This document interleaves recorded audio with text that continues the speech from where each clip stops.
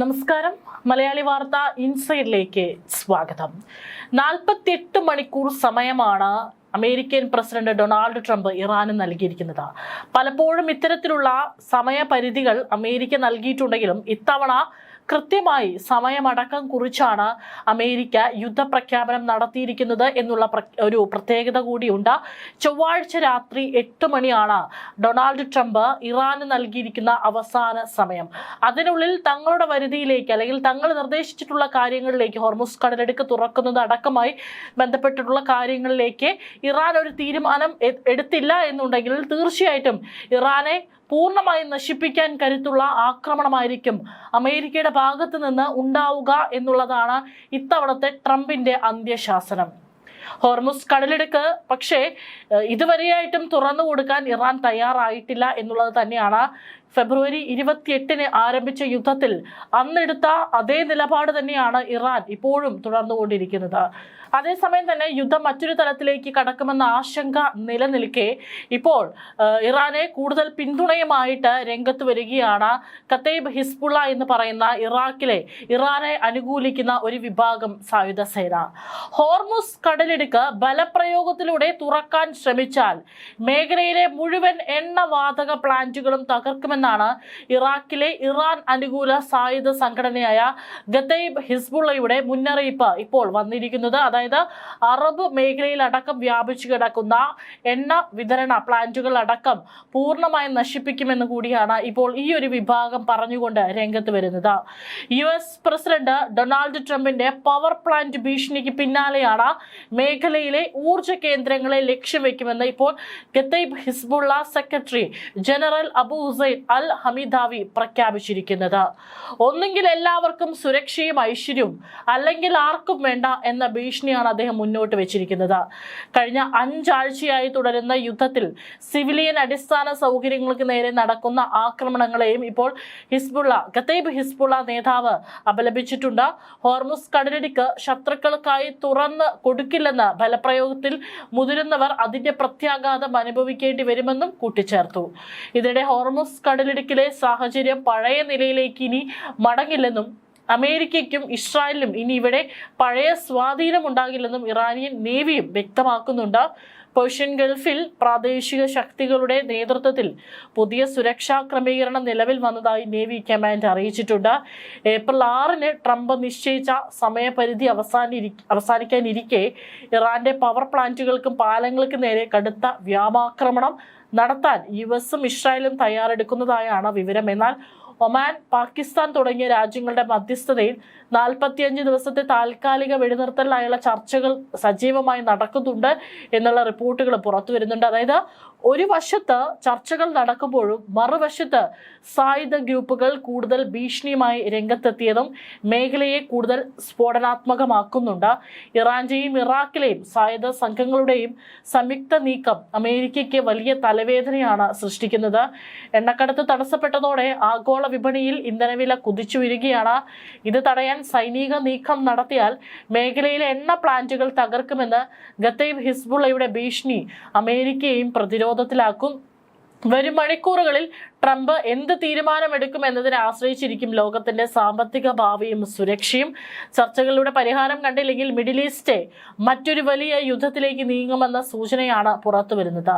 ലെബനനിലേക്കുള്ള സാമ്പത്തിക സഹായം ഉറപ്പാക്കണമെന്നും കതൈബ് ഹിസ്ബുള്ള ആവശ്യപ്പെട്ടിട്ടുണ്ട്. ഇറാഖിലെ ഏറ്റവും ശക്തമായ ഷിയ അർദ്ധ സൈനിക വിഭാഗങ്ങളിൽ ഒന്നാണ് Kataib Hezbollah. The battalions of the party of God എന്ന് ഇവർ അറിയപ്പെടുന്നുണ്ട്. ഇറാന്റെ പിന്തുണയോടെ പ്രവർത്തിക്കുന്ന ഇവർ അമേരിക്കൻ സൈനിക താവളങ്ങൾക്കും ഇസ്രായേലിനും നേരെ ഡ്രോൺ, റോക്കറ്റ് ആക്രമണങ്ങൾ നടത്തുന്ന ഒരു ഗ്രൂപ്പാണ്. ഇറാനുമായി അടുത്ത ബന്ധം പുലർത്തുന്ന ഇവർ അമേരിക്കൻ സൈനിക സാന്നിധ്യത്തെ ശക്തമായി എതിർക്കുന്ന ഒരു വിഭാഗമാണ്. ഏതായാലും ഇവരുടെ ഭീഷണി ഗൾഫ് മേഖലകളെ കൂടിയാണ് ഇപ്പോൾ ഏറെ ഭീതിയിലായി ആഴ്ത്തിയിരിക്കുന്നത്. കാരണം ഗൾഫ് മേഖലയിലെ പുതിയ മാറ്റങ്ങൾ പാശ്ചാത്യ ശക്തികളുടെ സ്വാധീനം കുറയ്ക്കുമെന്ന് ഇറാൻ നേവി ആവർത്തിക്കുമ്പോൾ പലപ്പോഴും സമാധാനപരമായിട്ടുള്ള ചർച്ചകളൊക്കെ തന്നെ പാളിപ്പോവുകയാണ്. ഈ ഒരു സാഹചര്യത്തിൽ ഇപ്പോൾ അബുദാബിക്ക് നേരെയും കനത്ത മിസൈൽ ആക്രമണമാണ് ഇറാൻ അഴിച്ചുവിട്ടിരിക്കുന്നത്. കാരണം ഇനിയിപ്പോൾ ട്രംപ് പറഞ്ഞിട്ടുള്ള സമയപരിധി അതിനോട് അടുക്കും തോറും തന്നെ ഇറാൻ ഗൾഫ് മേഖലയിലേക്കുള്ള ആക്രമണം കൂടുതൽ ശക്തമാക്കിയിരിക്കുകയാണ് ചെയ്തിരിക്കുന്നത്. കാരണം 48 മണിക്കൂർ അല്ലെങ്കിൽ ട്രംപ് പറഞ്ഞിട്ടുള്ള ചൊവ്വാഴ്ച രാത്രി 8 മണിക്ക് ശേഷം എന്തും സംഭവിക്കാം ഇറാനിൽ. അതൊരു പക്ഷേ തങ്ങളുടെ നാശമായിരിക്കാം, അല്ലെങ്കിൽ പരമാവധി പൊരുതുക എന്നതായിരിക്കാം ഇറാന്റെ നയം. ഈ ഒരു സമയപരിധിക്കുള്ളിൽ തന്നെ തങ്ങളുടെ ആയുധങ്ങൾ ഉപയോഗിച്ച് പരമാവധി ഗൾഫ് മേഖലകളെ നശിപ്പിക്കുക, അല്ലെങ്കിൽ ഗൾഫ് മേഖലയിലെ ഭീതി പടർത്തുക എന്നുള്ളത് തന്നെയാണ് ഇപ്പോൾ ഇറാൻ പയറ്റിക്കൊണ്ടിരിക്കുന്ന തന്ത്രം എന്ന് പറയുന്നത്. UAE-യുടെ തന്ത്രപ്രധാനമായ ഇടങ്ങളെ ലക്ഷ്യം വെച്ച് നടക്കുന്ന ഇത്തരം നീക്കങ്ങൾ മേഖലയിലെ സമാധാന അന്തരീക്ഷത്തെ കാര്യമായി തന്നെ ബാധിച്ചിരിക്കുകയാണ്.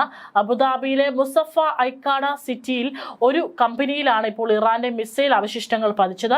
മിസൈലുകൾ തകർക്കപ്പെട്ടതിനെ തുടർന്നുണ്ടായ അവശിഷ്ടങ്ങൾ വീണാണ് അപകടമുണ്ടായത്. ഈ സംഭവത്തിൽ ഗാന സ്വദേശിയായ ഒരാൾക്ക് പരിക്ക് പറ്റിയതായി റിപ്പോർട്ടുകൾ ഉണ്ട്. ജനവാസ മേഖലകളെയും വ്യവസായ കേന്ദ്രങ്ങളെയും ഭീതിയിലാക്കുന്ന തരത്തിലാണ് ഈ ആക്രമണങ്ങളുടെ സ്വഭാവം. മേഖലയിലെ സംഘർഷം നിയന്ത്രിക്കാൻ ആഗോള ശക്തികളായ റഷ്യയും ചൈനയും രംഗത്തെത്തിയിട്ടുണ്ട്. മിഡിൽ ഈസ്റ്റിലെ സമാധാനം പുനഃസ്ഥാപിക്കാൻ ഇരു രാജ്യങ്ങളും സംയുക്ത ശ്രമം നടത്തുമെന്നും ചൈനീസ് വിദേശകാര്യ വക്താവ് ഔദ്യോഗികമായി തന്നെ അറിയിച്ചിട്ടുണ്ട്.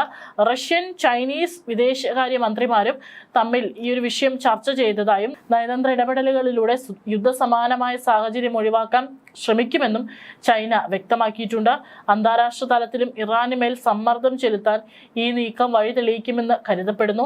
അയൽ രാജ്യങ്ങൾക്ക് നേരെ ഇറാൻ തുടരുന്ന ശത്രുതാപരമായ നിലപാടുകൾക്കെതിരെയും UAE പ്രസിഡന്റും നയതന്ത്ര ഉപദേഷ്ടാവ് ഡോക്ടർ അൻവർ ഗർഗാഷും രൂക്ഷമായ ഭാഷയിലാണ് വിമർശിച്ചിരിക്കുന്നത്. ഇറാൻ നടത്തുന്ന ഈ ആക്രമണങ്ങൾ അവരുടെ സൈനിക കരുത്തല്ല കാണിക്കുന്നത്, മറിച്ച് അവരുടെ അഹങ്കാരത്തെയും തന്ത്രപരമായ വീഴ്ചയുമാണെന്നാണ് അദ്ദേഹം ട്വീറ്റിൽ പോസ്റ്റ് ചെയ്തിരിക്കുന്ന കുറിപ്പിൽ പറഞ്ഞിരിക്കുന്നത്. ഏതായാലും ഇറാൻ ഇപ്പോൾ ഏറ്റവും ശക്തമായിട്ടുള്ള ആക്രമണ തന്ത്രം തന്നെയാണ് പയറ്റുന്നത്. ട്രംപ് പറഞ്ഞിരിക്കുന്ന സമയപരിധി അവസാനിക്കുന്നതിന് മുൻപ് തന്നെ പരമാവധി ഗൾഫ് രാജ്യങ്ങളെ സമ്മർദ്ദത്തിലാക്കുക, ഗൾഫ് രാജ്യങ്ങളിലെ പരമാവധി നാശനഷ്ടങ്ങൾ വരുത്തി തീർക്കുക എന്നുള്ളതാണ് ഇപ്പോൾ ഇറാൻ നടത്തുന്ന ഒരു നീക്കം എന്ന് പറയുന്നത്. ഏതായാലും ലോകമേറെ ആശങ്കയിലാണ്. അതോടൊപ്പം തന്നെ ട്രംപ് എന്ത് നീക്കമാണ് ഈ ഒരു സമയപരിധിക്കുള്ളിൽ അല്ലെങ്കിൽ ഈ സമയം കഴിഞ്ഞാൽ നടത്താൻ പോകുന്നത് എന്നുള്ള ഒരു ഭീതി നിലനിൽക്കുന്നുണ്ട്. കാരണം ഇതിനോടകം തന്നെ പല രാജ്യങ്ങളിലും എണ്ണ പ്രതിസന്ധി രൂക്ഷമായിരിക്കുകയാണ്. അപ്പോൾ പലപ്പോഴും ട്രംപ് നൽകിയിട്ടുള്ള മുന്നറിയിപ്പുകളെ പോലെ ആയിരിക്കില്ല ഇത്തവണത്തെ ഭീഷണി എന്ന് പറയുന്നത്. കാരണം തങ്ങളുടെ നഷ്ടപ്പെട്ട പൈലറ്റിനെ രക്ഷിക്കാൻ കഴിഞ്ഞതിന് പിന്നാലെ തന്നെയാണ് ട്രംപ് ഇത്തരത്തിലൊരു ഭീഷണി മുഴക്കിയിരിക്കുന്നത്. അതിനാൽ തന്നെ ഇത്തവണ ട്രംപ് പറഞ്ഞ വാക്ക് പ്രാവർത്തികമാക്കുമോ? അങ്ങനെ വന്നു കഴിഞ്ഞാൽ മിഡിൽ ഈസ്റ്റ് ഒരിക്കലും ഇതുവരെ കാണാത്ത തരത്തിലുള്ള യുദ്ധ സാഹചര്യത്തിലേക്ക് കടക്കുമോ എന്നുള്ള ഭയമാണ് ഇപ്പോൾ ലോകരാജ്യങ്ങൾ മുഴുവൻ ഏറെ ഭീതിയോടുകൂടി തന്നെ നോക്കിക്കാണുന്നത്. ഓരോ മണിക്കൂറും ഏറെ നിർണായകമാണ് എന്നുള്ളതാണ് മറ്റൊരു പ്രധാനപ്പെട്ട കാര്യം.